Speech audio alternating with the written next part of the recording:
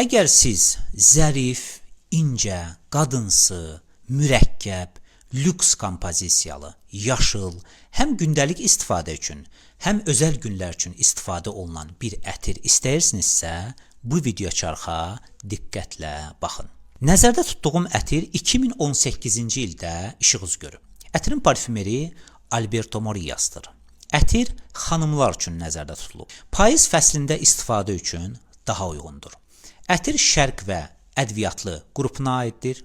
Ətirdə əsas hiss olunan notlar bourbon vanili, tünd şokolad, qalbanum, tütək otu, ada çayı və s. Ətirin adı isə viridiyadır. Yunan sözü olan viridis sözündən götürülüb. Bu söz isə yaşıl, canlı, təravətli təbiəti simvolizə edir deməkdir. Məgər Allahın göydən yağış yağdırdığını və onunla yer üzünü yaşıllığa bürüdüyünü görmürsənmi? Həqiqətən Allah lütfkardır, xəbərdardır. Quran-ı Kərim Həcc surəsi 63-cü ayə.